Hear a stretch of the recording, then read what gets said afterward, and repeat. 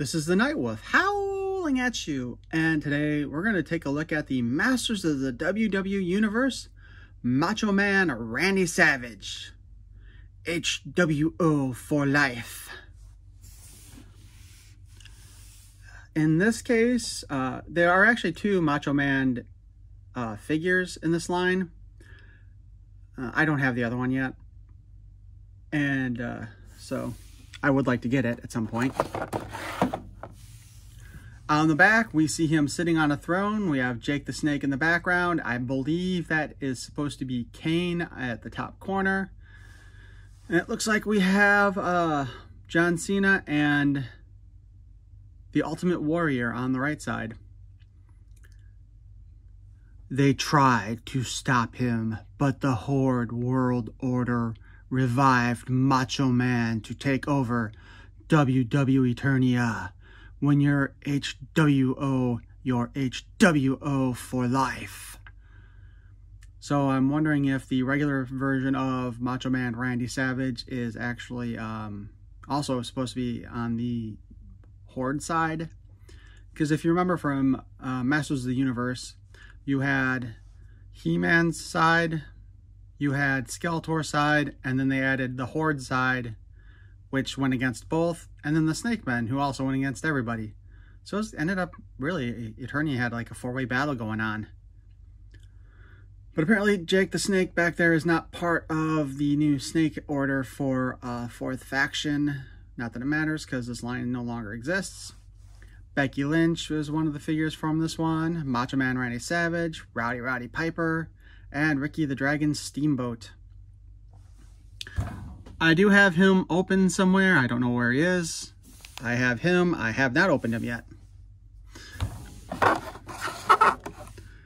So let's go ahead and we'll cut him open this time, I think. Although I'm kind of afraid of hitting the comic.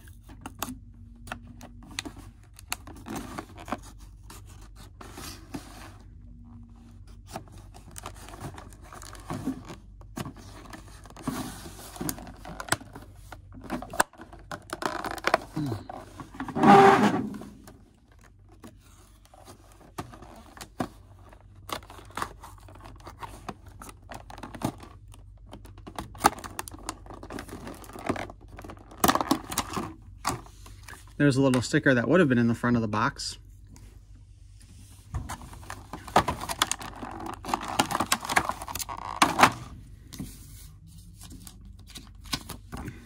And there, look, we got this nicely separated.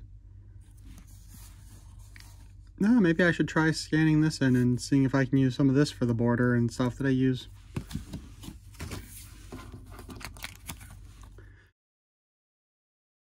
So on the cover here, we have the Masters of the WWE Universe. We show Macho Man Horde version attacking Rowdy Piper, who I thought was a bad guy in the 80s, but I don't know for sure.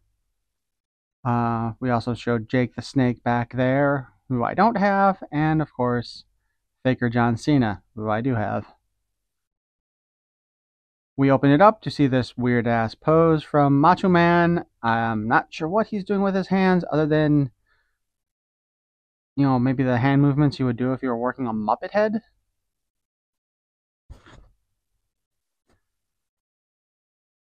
Macho Man Randy Savage, HWO for life. The great battle has begun. A darkness threatens to consume WWE Eternia as the faction of evil superstars rise from parts unknown to control the balance of power. But heroic superstars accept the challenge and defend the planet and determine who are the masters of the WWE Universe. Height, 6 foot 2 inches. Weight, 207 pounds. At least I think that's a 0. Superstar powers, overpowering intensity, cat-like reflexes. Conjurer of macho madness. Foreign objects, the macho mace and bandana helmet.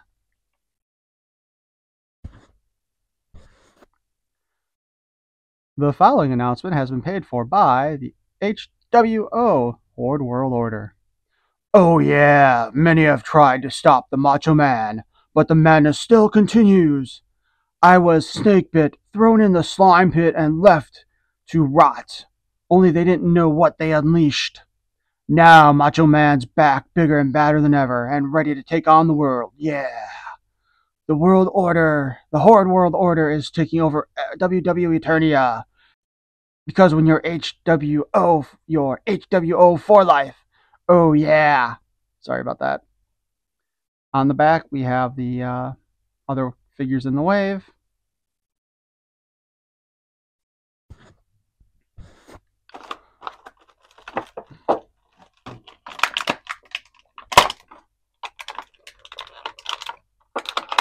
He's got the rubber bands and several. He's got rubber bands and plastic tabbies. That's a horrible sight. Let's take a look at his equipment here.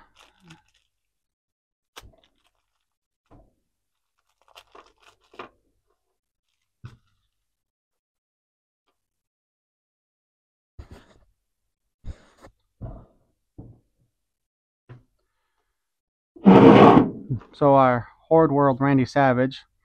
He comes wearing the Classics Hordak armor. You can tell because of the way it's clipped on back here. The vintage or the Origins ones must not have weren't out yet, I don't think, or at least not the Hordak, because that would have had just a different type of connector. It does look like he has the mace though from the Origins Man at Arms in white.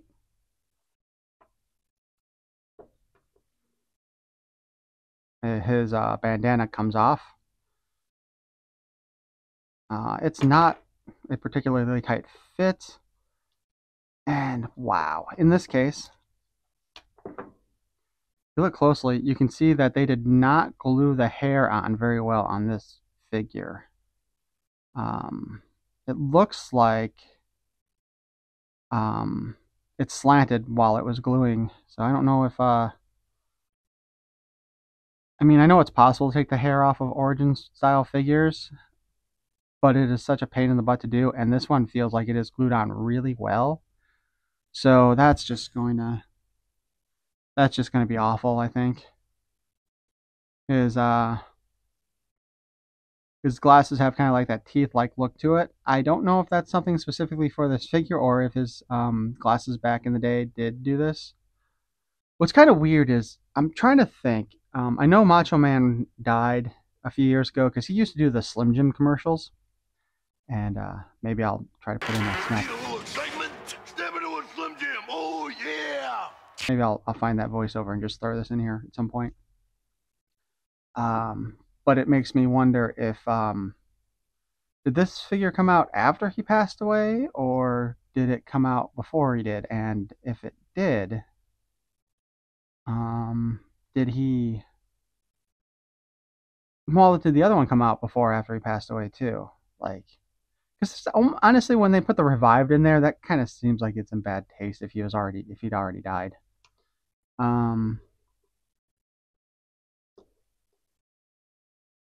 These knee pads here might also actually be from. I think they might be from Classics also, because they seem a bit bigger than the ones that come with the Man at Arms and the Eternian Guards. And I'm kind of surprised that they didn't mold, like, because they've got the whole white black thing going on with him. I'm surprised they didn't mold it in the other one in white.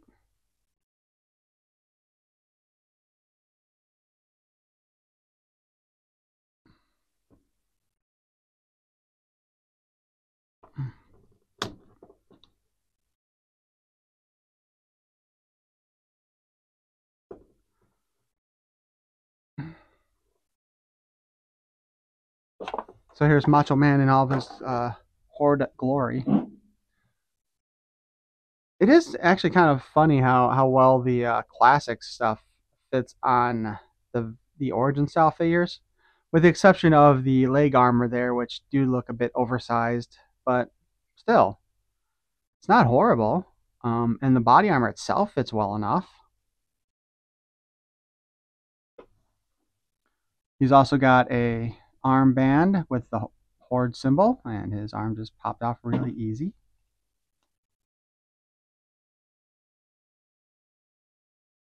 We've got the black and white color scheme going, although they didn't paint his butt to match. I'm wondering if this is actually similar to a costume that he actually wore in the series or not. It's also kind of interesting here is that his armbands are painted on, and that there isn't actually like the sculpted parts. Like I would have expected them to just use like Origins He-Man or whatever forearm with the bracers built in, but I guess they're just kind of going more for the sweatband look there. His bandana does pop off, stays in shape, and it says Madness on it.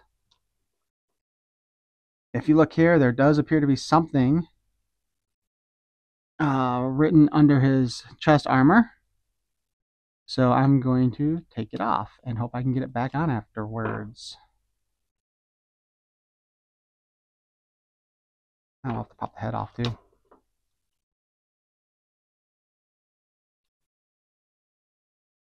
And underneath there we have Madness written in glorious black and white.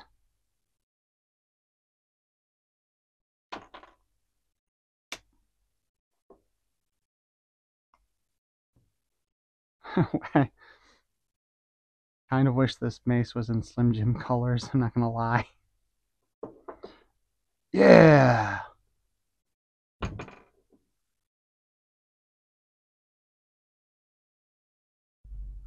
Oh yeah, snap into a Slim Jim. So let's go ahead. Like the hair's not too badly done though. Articulation wise, you know, we do have the standard ball joint here. Up and down, spin around, tilt sideways. We've got a spinning joint here at the shoulder and an up and down. Also, we got some mark here that probably came from the cardboard. Hinge at the elbow. The elbow also spins. We have a spin at the wrist and the in and out articulation for the hand. We have a waist joint that spins around. He can kick up yay far. He can kick back yay far. His knee bends. The armor does not really hinder the articulation on the knee at all, so that's cool. I mean, man, he looks really armored up with this stuff. Seriously, like, more badass than Man-at-Arms, not gonna lie. As with Origins figures, we can pop stuff off and switch stuff around if we want. Not that the color matching really happens with a lot of these still, but, you know, whatever.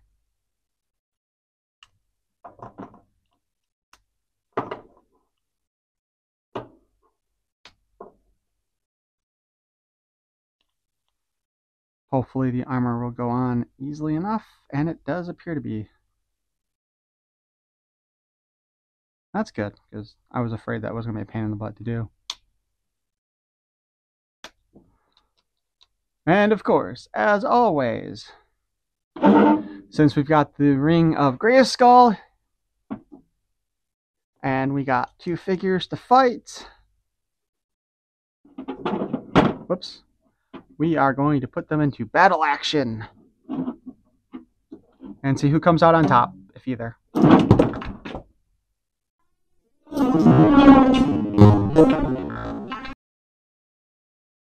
That was unexpected. Not gonna lie, that was really unexpected. Let's try that again, since we obviously don't have a victor. Or a pair. I guess technically we got a pair of losers because they both went out of the bounds, right? And Macho Man wins! Woo! Oh yeah! Doing that really hurts my throat. Anyway, that concludes our look at Macho Man Randy Savage.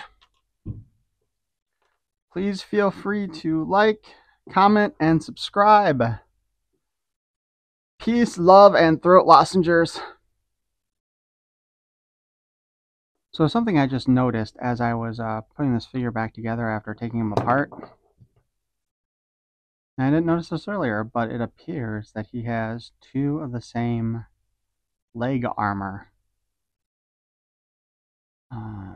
which you would think wouldn't be the issue, too much of an issue, but when you really look at it, they are kind of designed a little bit slanted for the posing.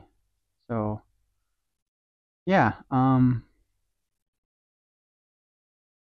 he's got two. Is that the left foot? Yeah. He's got two bits of left leg armor in this figure. I wonder if all of them that came like this were like that, or if this is just a unique problem with mine. Or maybe out there's somebody who got two right armor pieces for the legs. If you did and you see this video and you want to do a swap, let me know.